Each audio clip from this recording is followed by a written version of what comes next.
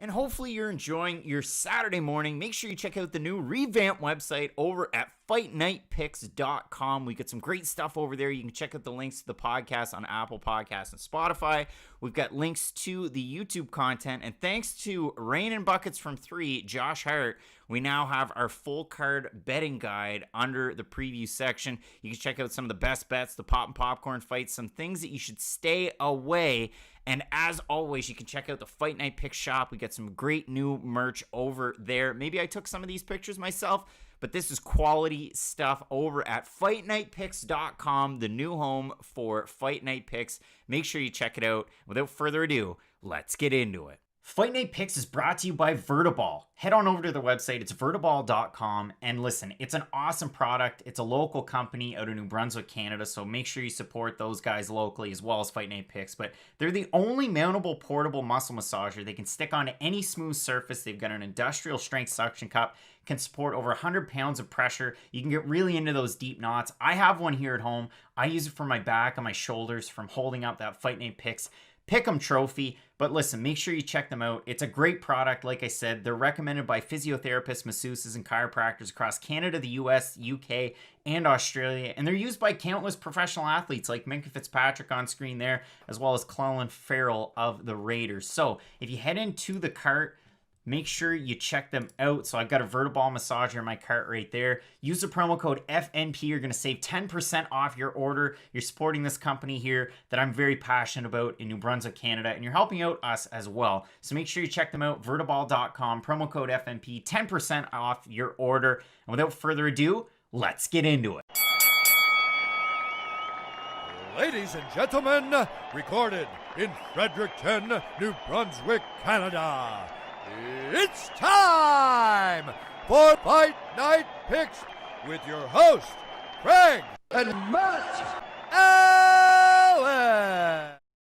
Boy and Matt, we are back and looking forward to our card coming up today. I'd say tonight. Normally I say tonight, but today we have Holloway versus Kattar. And Matt, I woke up this morning and, rolled out of bed. Actually, I turned my alarm off 5 or 6 times. So that's every morning. But overall, I couldn't believe that we have a Max Holloway card coming up today. It's absolutely insane. And Calvin Kattar as well. I mean, I know we got the poster up here, and every now and again we go kind of inside baseball and show it up. But had the chance to see Calvin Kattar not once but twice in his UFC career. I had the opportunity to go to UFC 220 and then UFC Moncton as well. And what a win for him in Moncton against an odd opponent in Chris Fishgold. But a big win there. Really appreciate everybody for tuning in so far on the YouTubes. Donald E. Guys hitting us up with the super chats. I miss you, boys. Let's get into it. Arno, Lorenz, and SAPT, you were hanging out with us over on the Instagram Live. We usually go live about 10 or 15 minutes before we come on here just to have a chat. Steven saying, these hastily canceled fights definitely complicate betting. Man, I was really looking forward to that Hawes Imavov fight. Just straight up. That was such a good one, especially middleweight. And I know you were too, really. Oh, yeah. That was going to be a phenomenal fight because it was one of those rare fights where no matter where it takes place, really we just had a lot of questions for the fight. Can Hawes kind of make the leap? And not that Hawes is one of the heavily promoted guys that the UFC is trying to push right now, but it feels like he's in that crop of above average prospects for sure. And just every time he gets a win, it's always a good thing for the UFC. But that fight, yeah, that being canceled, and really no one knows why the whole medical clearance, Hawes didn't get cleared. It's unfortunate. Hopefully it's not anything major and they can rebook that fight relatively soon, but yeah, it is disappointing. So if this is your first time with Fight Night Picks kits, we've given ourselves a couple of hours to get ready. Diego Casas, I mean, you're here. We got the denim on denim, the Canadian tuxedo. Ricky Tiki Tavi was asking me if I could do it over on Twitter, and I said I would. DPS saying how many fights canceled? Just the one. They say it's not due to COVID or any COVID-related issues, so that's just the one. MMA Freak saying Hawes' opponent looks huge. Well, he's going to be huge, but sitting in his hotel room, I guess. Yeah, pretty unfortunate stuff there. But overall, again, getting ready for kicks. What we'll do is we'll go back through, we'll talk about the possible fight of the nights, the fights that we're really looking forward to, and then we'll go up and down through the card from bottom to top to make our final picks and predictions. If there was anything crazy that happened at weigh-ins, there wasn't. No. So I don't really see us changing our picks. I don't really have any changes of heart on this one. Everything seemed pretty clear cut. It's not like we're going to get every single one right. No. You always hope for it, but you never know. So let's have a look over on our fight of the night screen, Matt, and we're talking about our co-main event. Matt Brown, Carlos Condit is a fight that's really 7-8 years in the making. And I know for Condit, about 7 years ago, you're beating what? Nick Diaz, getting the interim strap, then you're fighting GSP. And for Matt Brown, a guy that came into the UFC at 7-6 and carved out a career, maybe he wasn't going to beat Amir Sadallah in The Ultimate Fighter, but now you're fighting Carlos Condit in the year 2021. It's absolutely insane. This fight is one of those rare fights that when it was booked in 2013, and then again in 2017, and then again this year, every time it's been booked, you just know it's going to be exciting. And really, these guys' evolution since their earlier years when this fight was originally supposed to be booked, they still fight the same way. Like, these are two guys who rely on the mid-range jump shot, but they're playing basketball in 2020. I don't want to see Carlos Condit and Matt Brown get matched up with young, hungry contenders. I want these guys to fight guys, really like matchups like this. I want, not a Legends division, but I would prefer if Matt Brown fought guys like Carlos Condit. I'm glad we are finally getting this matchup, and I was excited for this fight 4 years ago, pre-ACL surgery for Matt Brown. So you can just imagine how excited I am right now that we're finally going to get it. And I mean, what was I going to say? Who was it here? Mike Perez saying that's the most beautiful bolo tie you've ever laid your eyes on. It's Amazon's finest. It really is, the whole ensemble. But yeah, this fight should deliver. I know there's a lot of people kind of seeing it from both ways, and we'll get into the weeds as far as the picks are concerned, as far as the Instagram votes are concerned at Fight Night Picks on Instagram. We always do that. Branch Above is asking for Pop and Popcorn. Again, you want another Inside Baseball. I had a Pop and Popcorn logo done up, so that's something that we're going to try and get into a little bit more. Yeah, I'm looking forward to the Pop and Popcorn fights. And then Holloway and Kattar in your main event. I mean, it's hard. Again, we said this in the original prediction video. You never want to cherry pick on just the main event and the co-main event as being fight of the night caliber.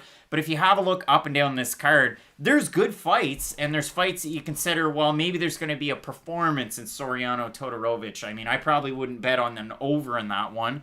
Imavov Hawes would have been a really good fight, but an opportunity for a finish. You don't often see fights that end in the first or second round winning fight of the night bonuses. So overall, this main event between Kattar and Holloway, we've been spending most of our lives living in a striker's paradise. I would assume that this fight takes place mostly on the feet. Oh, 100%. And this is a fight where a lot of question marks from it. Is Max Holloway done at 145? I think that's an important question that we have to talk about. And something that Craig and I were still talking about again behind the scenes. The only pick that I thought I could maybe flip-flop on was the Holloway-Kattar pick, just because we know how hard it is for Max Holloway to make the 145-pound weight limit. And that's been a bit of a story. I see a lot of people come out and say, oh, it's not an issue for him anymore. It's still a pretty big issue. It's not easier to cut weight the older you get. And he did look drained on the scale, but I wouldn't say it's anything out of the ordinary for Max Holloway. So he looked good, I would say. Hopefully we just get the best version of both guys at 145. But it is a really weird question, because if Kattar beats Holloway, Holloway's lost the champ twice. He's beaten a lot of other top contenders in the division,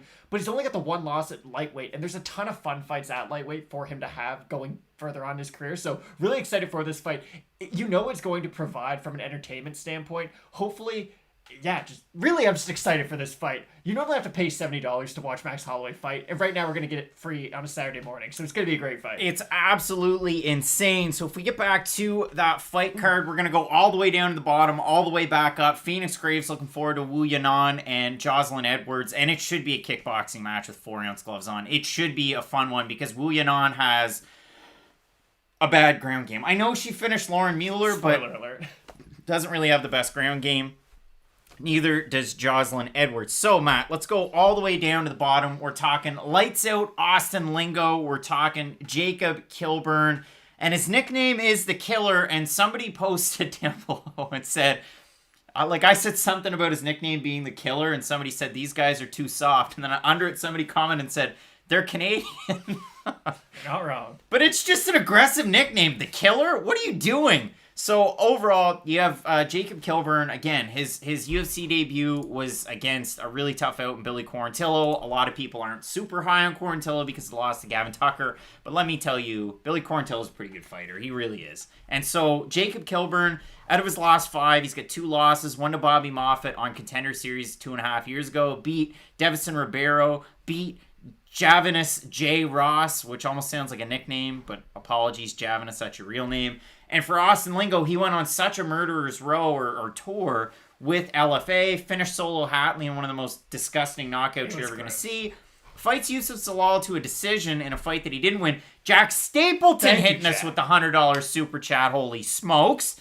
We really appreciate that. That keeps the channel going. And make sure you check out some of the merch too. I should throw out a little bit of a merch disclaimer. If you don't want to do the super chat, use promo code FMP for 20% off Manscaped. That too. But Jack keeping the show afloat, so I'm going to strip. We're going to take the jacket off of the... One of these kinds of... We're going to take the jacket off. We're doing the OnlyFans here. For every 100 you guys send, Craig will take off more clothes. Well, there's nothing under this. So anyway, we're looking forward to this fight, Matt. Originally, we both had Austin Lingo. Do you see any difference in this one? Because for a guy like Jacob Kilburn, he's made wholesale changes, now training at ATT, and it's always good that you see somebody invest in their game, especially after one loss in the UFC. But again, do you see anything changing here? So it's nice to say that he has shored up those holes or he's made the improvements. We haven't seen it yet, so until we do see him in the cage and really put it all in practice, that Billy Q loss was a bad one. And not just a bad one, but it's one of those losses that I'm probably going to mention that loss for the rest of Jacob Kilburn's career because it's one of those losses that stands out in your mind so clearly because it was so dominated for Quarantillo. And I understand Billy Q is a good fighter, but getting dominated by a guy like that doesn't really prove to me that you belong to be in the UFC. So I am going to pick Austin Lingo. I'm fairly confident with this fight. Yeah, I mean, I remember writing out the numbers for this one. RJ Parent hanging out on the stream. Ocean, I'm glad you woke up and you hit up the live show. Jacob Kilburn got outstruck 139-6 by Billy Q in that fight. And I get it. There was another comment up there too. DPS, the outcome of this fight's largely independent from the last 7. Well, yeah. I mean, and I want to throw another thing in here. Do you think Jacob Kilburn's going to go in there and fight like he did against Billy Quarantillo? Well, no. I mean, Austin Lingo's a totally different fighter. So, yeah, for me, I like Lingo in this fight. I'm not changing the pick. I know Austin Lingo was a pretty sizable favorite in this one. The odds open a -265 for Lingo. They popped up a bit, but he's a -238 on best fight odds. For Kilburn, open +225. He's now at a +192. So, I mean, maybe you like Jacob Kilburn in this one. If we have a look at the total votes at Fight Night Picks on Instagram, at 83% going Lingo. That's 358 total votes for Lingo to 76 for Jacob Kilburn. Alistair Reyes is hanging out. How's it going, Alistair? Maceo doesn't really like Jacob. Travis Duarte saying, damn, $100 super duper. I mean, Jack Stapleton, again, helping out the channel. And Donald Lee, guys, don't think that we're forgetting about you. We really do appreciate it. So, Matt, let's get into our next fight on the prelims. We have Sarah Morris, Cheesecake, taking on Vanessa Melo, Miss Simpatia. Matt, for Miss Simpatia, it's been a bad run in the UFC, and for Sarah Morris, it's been a weird bucket of muscles. These are two people who desperately need a win, and again, we hate saying this. There's a few fights throughout kind of this week on these 3 fight cards where you run into this situation, and I know the Ike Villanueva card coming up on Wednesday's card will be similar.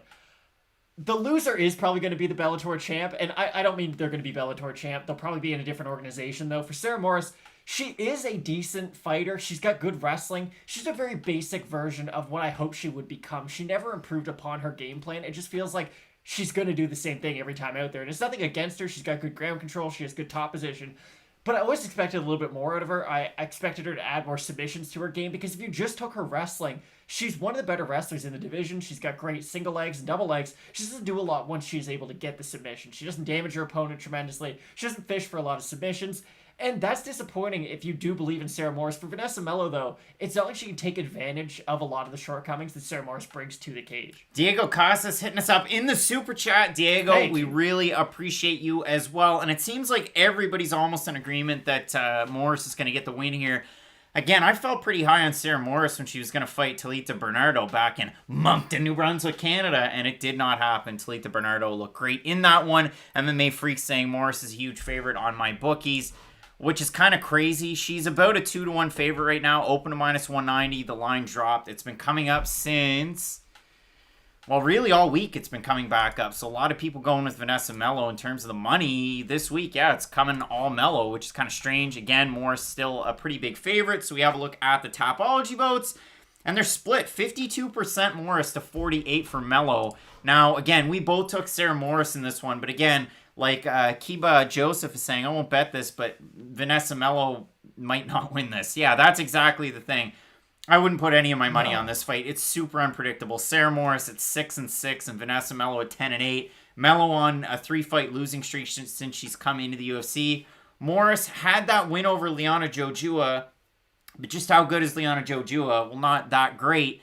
And, you look at Morris's last fight against Eubanks, and it did not go well. No, it didn't. Again, I'm picking Moras, but I'm not the most confident in this pick. If Vanessa Melo can go out there, defend some takedowns, start landing, clinch strikes, can start landing at distance, and really just pick Moras off, I think she can win this fight. It's a winnable fight for Melo. I just like the wrestling of Moras. All right, Matt, let's talk about our next fight. One that I can get up for. We have a guy who has, a Mortal Kombat character associated with him, and David Zawada taking on Ramazan Emeev.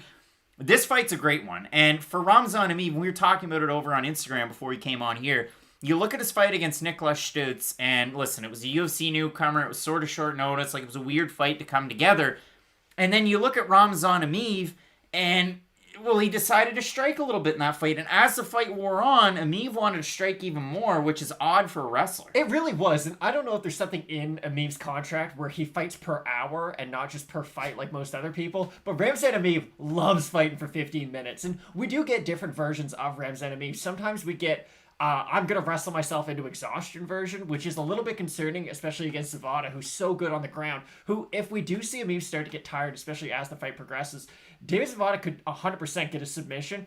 It does worry me, though, where Emeev can just volume takedown over and over and over again. Yes, he has shown improvements in his striking, but if he wants to employ that classic wet blanket kind of style... No mercy, by the way. Sagat is Street Fighter, not Mortal Kombat. See, that's as much as I know. So, yeah, thank you for making the distinction. Go ahead. But I just like the wrestling of Emeev all in all. If he can just use it as more of a stalling tactic, and again, it's not the most entertaining style of fighting, but if he can use his wrestling to slow down Zawada, really sap that strength from him, I think it's going to be a great fight for Emeev. It should be a good one. I mean, David Zawada, again, he has knockout abilities, he has submission abilities, and Branch Above making a really good point there, too, saying, I'm taking Zawada for the upset sub off his back, which he did in his last fight against Abubakar Nurmagomedov in a fight that he was a pretty big underdog, and it seems like that.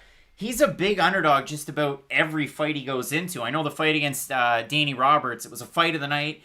And unfortunately, again, he didn't win it, but he put on a good account of himself. And he's a guy that even, outside of the UFC, you could tell he was a very good fighter, fighting at high-level competition, whether it was KSW or some of the other organizations. Garrett has Emeev. Let's see, Hunter's saying Emeev a confident pick. Not necessarily. If we look at the Tapology votes, the Fight Night Picks votes on Instagram, 80% going Emeev to 20% for Zawada. So it seems like the Fight Night Picks fans are really in agreement with you, Hunter, saying that Emeev's a confident pick. What are you thinking? I do like Emeev quite a bit. I understand he's a fairly significant favorite, so I wouldn't say the most confident pick just because of where the odds are and the submission threat of Zawada, but I do like Emeev in this one quite a bit. Jack Attack MMA saying, congrats on your UFC win over Matt. It was close. He can't beat me in real life at UFC 4, okay? And that's all that matters. It was a late one over there. MMA Genius putting together that Predictors tournament. I went all the way to the finals. You did. Congrats, Craig. And then I lost. If we have a look at the odds for this one, Ramazan Emeev, a big favorite. He's almost a 3-1 over David Zawada, who is... what? Yeah, plus 229. So that's a tricky one there. SAPT saying, guys, what are your most confident picks on this card? We'll get to them when we recap. I know you're going to be here for a bit, SAPT, and that's probably not the answer that you want. But there are some fighters that I do really like in this one. I mean, our next fight, let's get into that, because that's one where I like one of these guys. Oh, yeah. Carlos Felipe taking on Justin Tafa. This is one where Tafa, what was he? 3-0 coming into the UFC, and it seemed absolutely silly that you'd add a fighter that's 3-0 to the UFC. And I wouldn't say it was predictable what happened to him, but Yorgan De Castro hitting him with that flex right in close, and then he fell like a sack of bricks. It was almost like watching Dalcha Lunjambula taking on Alain Bado, where they just rushed in and get absolutely flatlined. So for Tafa, you lose to Yorgan De Castro. Again, water off a duck's back, really. Then you look at his next fight against Juan Adams, another pay-per-view fight on the main card, and he knocks out Juan Adams. But Juan Adams is not a great striker. He really isn't. He's a wrestler, and he tried to refine his striking at Jackson Wink. All Joe Rogan could talk about was the fact that Juan Adams kept his hands out and his fingers extended like John Jones.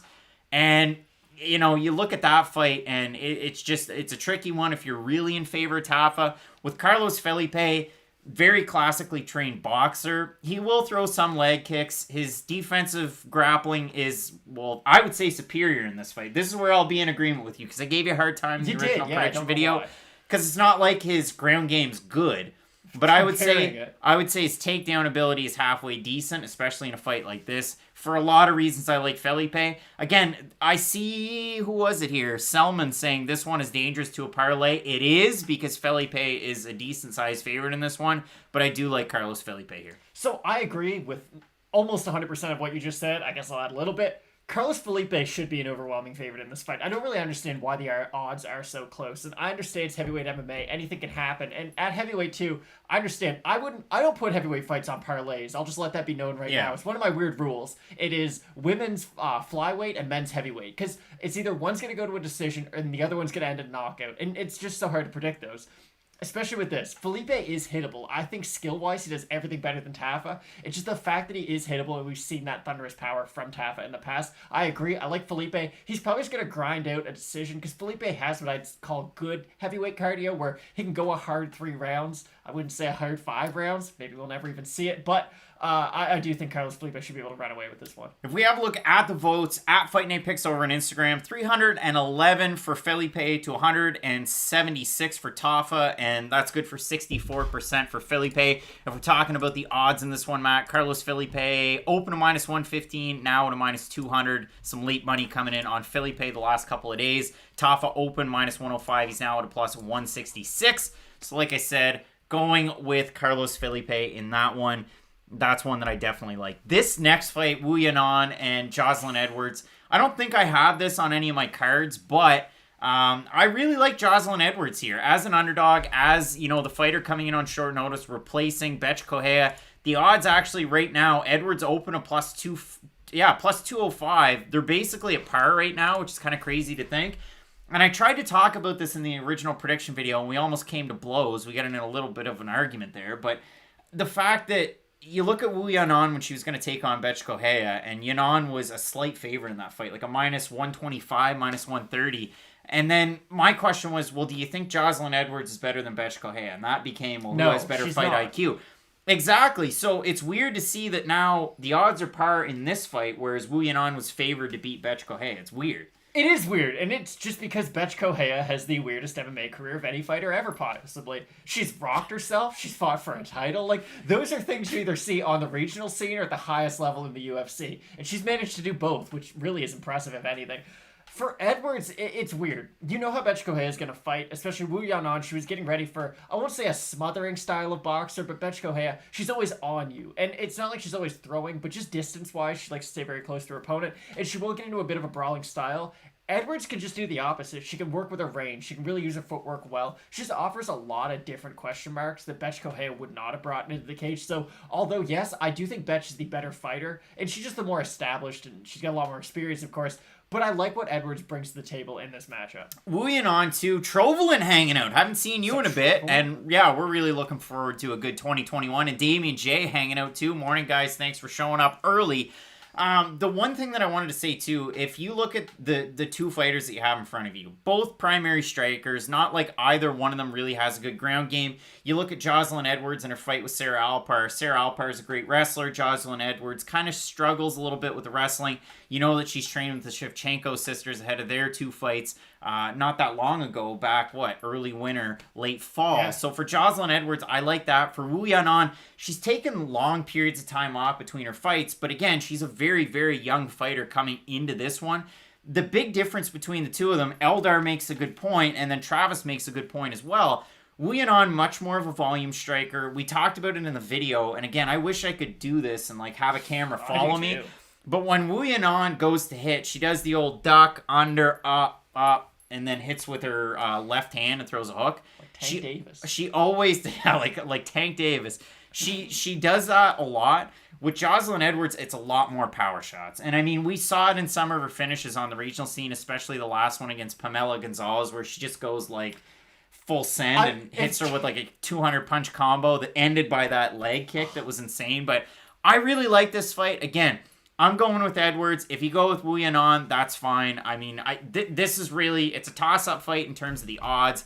If we go on and look at the total votes, 52% going Wu Yanan, 48% going with Joselyne Edwards. Fight Night Picks on Instagram. What are you thinking here? So I agree with the Joselyne Edwards pick. The only concern I have is if her cardio does start to fade as the fight continues, and if Wu Yanan could just keep that pressure, things are going to continuously get worse for Edwards as the fight progresses. So I would be a little bit concerned about that, but just skill for skill, it's very hard to pick against Joselyne Edwards in this one. Maybe this is one that you look at after the first round. I know I've been saying that a lot more in some of these videos, but personally, it's one of those things that I have actually been doing. I have a look at that kind of stuff, and maybe I changed my mind, but yeah, both of us going Edwards there.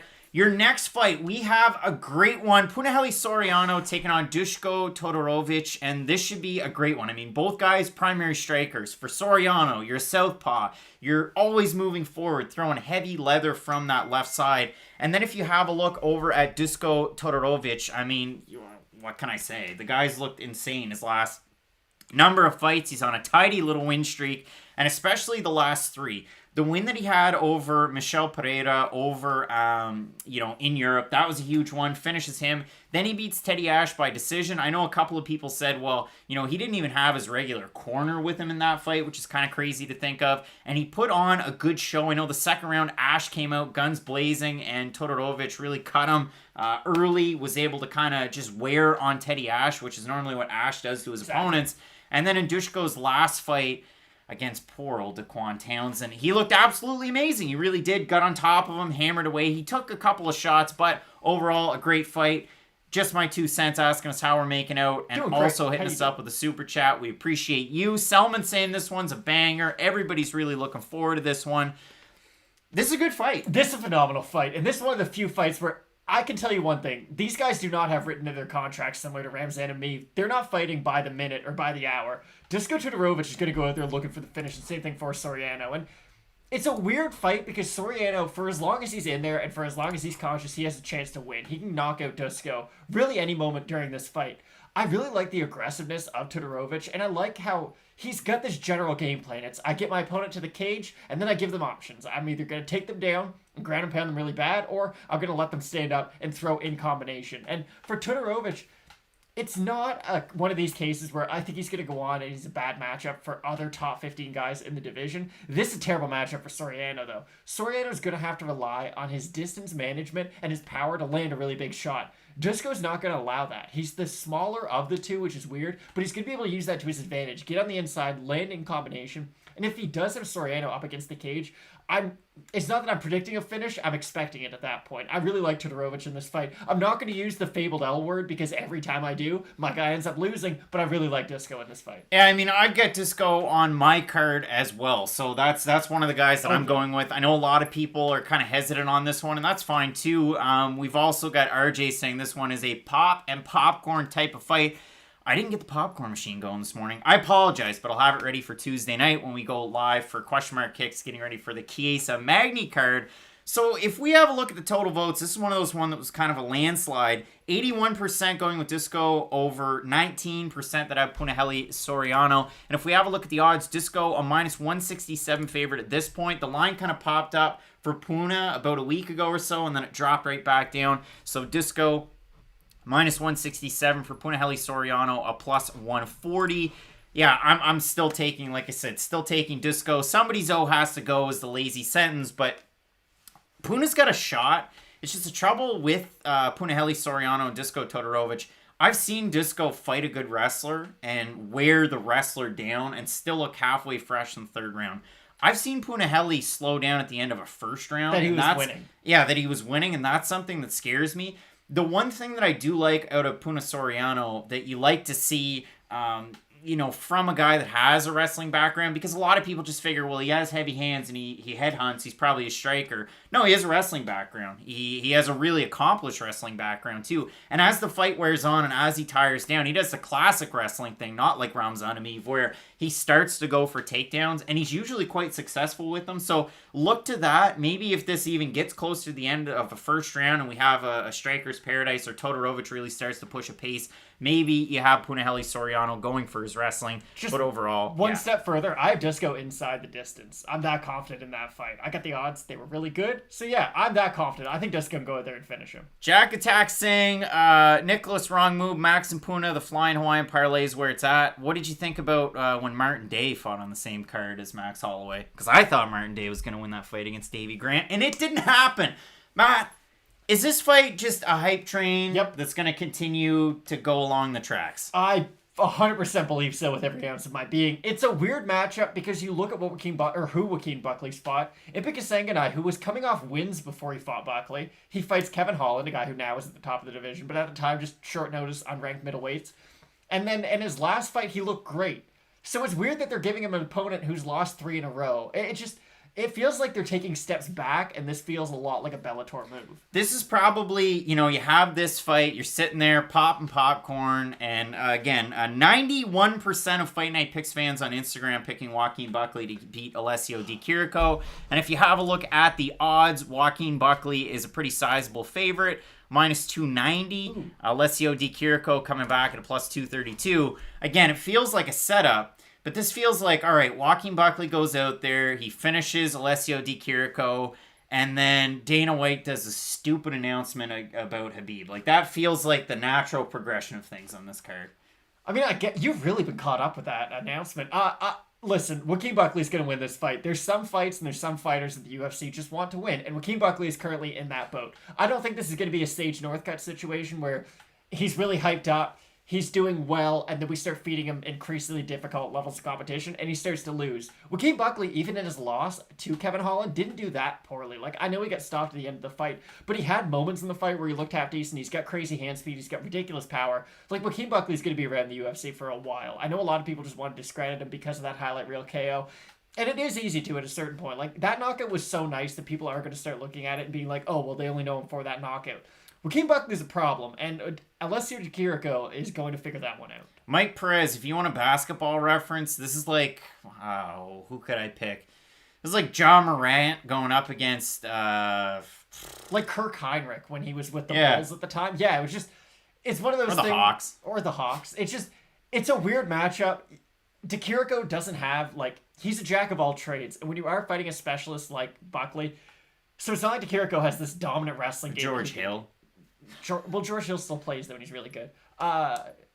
Joaquin Buckley, he led the league in three-pointer last year. Joaquin Buckley, he's got crazy knockout power. If it does start to go poorly for him on the feet, which I doubt it will, it's not like Di Chirico can just shoot a double leg, and he's got this dominant wrestling background. Like, Di Chirico, he's good. He's got good clinch. He can land some decent elbows in there. But it's not like he's got anything that really stands out and jumps out that makes me go, oh, wow, he can stop Joaquin Buckley. The one nice thing, if you do like Alessio Di Chirico, and this is the last thing that I'll say about this fight, is the fact that Di Chirico, it's always on a bike. It's never like he fights a labored pace. He just always keeps the same pace throughout the fight. And I know, somebody had mentioned up top the fact that...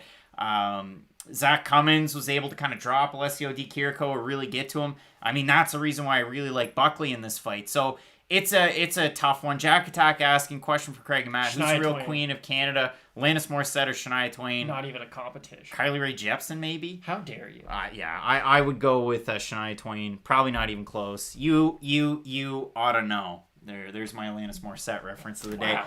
Santiago Ponzinibbio, Matt. This one is interesting as Craig P. Higgins chimes in with his Shania Twain. There's two Craigs here.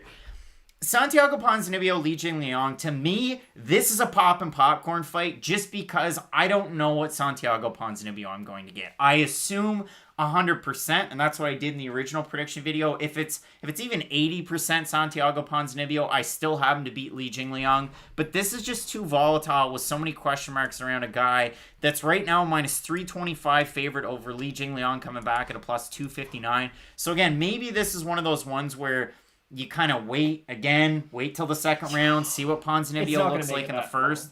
But I'm not putting this one on my card whatsoever. Okay, so you guys called us out for the basketball reference. One fight too early. Ponzinibbio is coming back, and I liken him a lot to Durant coming off the Achilles injury. And I understand ACL, Achilles, they're different, and Ponzinibbio's had just a ton of injuries. But if he comes back at 90%, he destroys Li Jingliang. Like, people are forgetting how good Ponzinibbio was. You don't go out there and knock out Neil Magny in a main event. You don't knock out Gunnar Nelson. Like, you don't put on the performances and have the fights that he's had without being a world-class fighter. I understand Li Jingliang. He's a very dangerous guy. He's an exciting fighter, and he throws a lot of volume. But let's be honest, if Ponzinibbio hadn't taken any time off, he'd be a minus 700 favorite right now. Yeah, exactly. I don't get this where people are like, oh, Li Jingliang, like he might be able to catch him. For the first couple minutes, it might be a feeling out process for Ponzinibbio. He's got extremely nice leg kicks, though.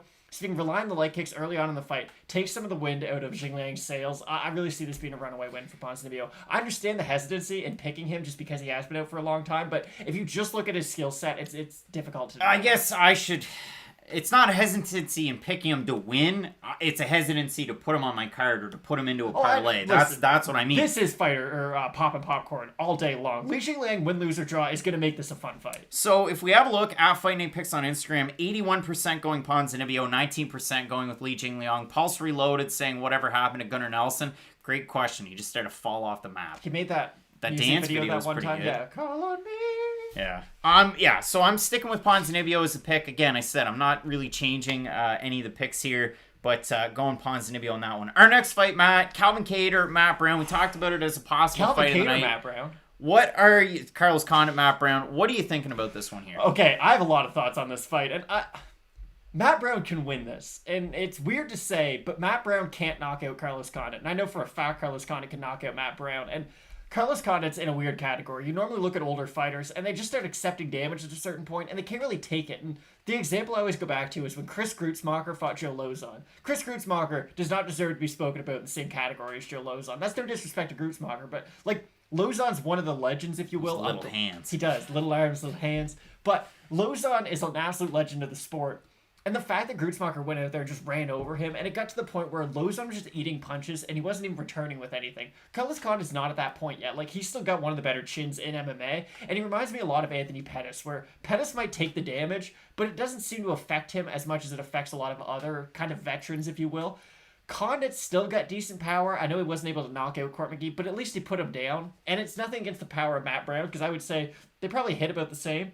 Difference is, Carlos Condit's never been dropped before. Like, I've seen Carlos Condit get kicked in the head. I've seen him eat overhand lefts from Robbie Lawler. Like, I've seen Carlos Condit go through some stuff. And for Matt Brown, he gets dropped like it's going out of style. And I love Matt Brown, but at this stage of his career, it's really hard to pick him. Eric, I mean, Matt might look like a pirate, but with me, I mean, a bolo tie is still something you rock in Canada, especially if you're going denim on denim. And I'm not going to stand up, but I get the dark denim jeans. I got the jean jacket. It's a look. I threw off at the start. I mean, we go denim on denim. It's a Fight Night Picks tradition over on Instagram, where, for this fight, Matt, 77% of Carlos Condit to get the win to 23% for Matt Brown. That's good for 392 votes on Condit, 116 for Matt Brown. If we have a look at the odds, Condit is open to minus 110, now minus 182. For Matt Brown, open to minus 110, now at a plus 150. And I was pretty surprised. Like, I went back and we watched Morning Combat yesterday with Luke Thomas and Brian Campbell. Yeesh. BC. And they were saying that they were surprised that Matt Brown was an underdog. They both thought that Matt Brown had a good opportunity in the fight, which sure he does. I mean, you look at the fight that he had against Wonderboy, and I heard Wonderboy talking about that fight recently. It's one that he'd like to get back, but it's weird. Like, you look at Matt Brown from, 7 to 8 years ago, and you look at the Matt Brown today. Matt Brown's going out there against strikers and having striking fights. You look at the wins and the losses, and it's either on the feet or on the feet, especially the Baeza fight. Oh, 100%. Matt Brown at this stage in his career reminds me exactly of Fedor, where you look at their skills, and really you can look at a silhouette of them fighting now and a silhouette of them fighting 10 years ago. They do the same things. It's really just been the durability that's gone down, if you will, over the past years, and that's why it's so hard to pick Matt Brown. Maybe he goes out there, fights like he did against Wonderboy, tries to take Condit down. We know that's his Achilles heel. I just don't think Matt Brown has that dominant level of wrestling to really hold Condit down throughout the fight. I'm going to say Condit probably by stoppage. It hurts my heart to say that, but it's going to be a phenomenal fight. Mike Perez saying this one's like Durant versus PJ Tucker. I love PJ Tucker, A, because of the sneakerhead, but B, Toronto Raptors legend. So, let's have a look at our main event, Matt. We have Max Blessed Holloway taking on the Boston finisher, Calvin Kattar. And Matt, this is a great fight. I mean, for Calvin Kattar, huge opportunity. You're going from he's had this is his third main event in the UFC. You had the fight against Zabit, a 3-rounder. You had the fight against Dan Ige, a 5-rounder. Now you have this one against Max Holloway. Max Holloway just continues to have 5-round fights. I know the last two definitely didn't go his way, where he lost the belt, and then he had the fight again in the rematch against Volkanovski. As Garrett hits us up with the super chat saying denim on denim is a fit, by the way. I can't wait for this card. All aboard the Blessed Express. Matt is the best blessed in this one. Calvin Kattar, we know how good his distance management is, his range management. He's definitely a good fighter on his back foot as well, and you can't say that very often for a lot of strikers. No, you really can't, and he is going to have to rely on that at some point throughout this fight, because we know what you're going to get when you fight Max Holloway. You're going to be moving backwards at a certain point throughout the fight, and this fight's interesting, because I do think Kattar has a little bit more power. I even think he might have the faster hands as well. The thing he doesn't have is the cardio that Max Holloway has, and Holloway has... If we're talking about Hall of Fame badges in 2K, he's got Hall of Fame cardio because no one can keep up with him. And it's not the case of, oh, well, he doesn't throw a high volume so he can last 5 rounds. Max Holloway has the record for most significant strikes landed in the UFC. And it's not like he's at the tail end of his career. He's still on the right side of 30. I love Holloway in this fight. You look at his last few losses. So you move up a weight class, you fight Dustin Poirier. You lose that fight. It's a phenomenal fight, though. And this is the really weird thing. Everyone talks about that fight like Dustin completely destroyed Max Holloway. He beats him, but you can't have a fight of the year contender without it being a competitive fight. And Max Holloway definitely had his own moments in there. So you match that fight up with the fact that he probably could still be featherweight champ. I don't think he won the first Volkanovski fight. I think Volkanovski won that one. I do think he won the second one, though. And I'm not one of these people who's like, oh, Holloway should be champ. Listen, fights are close. Sometimes you lose them. Sometimes you win them. But if Holloway was still champ right now, which is a real possibility, he'd be, again, a minus 700 favorite over Calvin Kattar. Like, I understand Kattar, he's the hot new thing on the block, and he fights in the style that says, hey, he's a great boxer. Max Holloway is going to box with him. Maybe he can get a knockout, or maybe he can drop Max, hurt him. I don't see that being the case. Max Holloway has fought better strikers. He's fought more diverse strikers. He's fought guys with better cardio. He's fought guys who are better defensively. So I just don't know what Kattar brings to the table that Max hasn't already seen before. Yeah. No, I am not on crack, Carlos Rivera. This is an interesting one. If we have a look at the odds, Max Holloway open to minus 135, now to minus 167. If we look at Kattar, plus 115. He's now at a plus 140. There was a point where, and again, the money kind of came in all this week on Kattar, and then it popped back up within the last day or two on Max Holloway. Todd hanging out. Hey guys, sorry I'm late. Listen, it was tough to get out of bed this morning, but you hit the Red Bull and you're good to go. Let's have a look at the overall picks, Matt. Fight Night picks over on the Instagram. 77% have Holloway. That's good for 411 total votes. You guys are insane over on Instagram. And 125 for Kattar. Sean O'Malley is saying 12-0. That's Sean O'Malley? That's Sean O'Malley hanging Sean out in the O'Malley? chat. Sean O'Malley, I mean, can't wait to see the return in 2021. And thanks for hanging out with the boys. Thank now, you. Matt, let's go back through the total picks. Sugar Sean, let us know what you're thinking of the total picks. First fight on this card, we've got Austin Lingo taking on Jacob Kilburn. Matt, who you got? I like Austin Lingo in this one. It's nothing against Jacob Kilburn. That performance against Billy Q is tough, so I really like Lingo in this. All right, Matt, we got Lingo. I have Lingo as well. We have Cheesecake, Sarah Morris to get the win.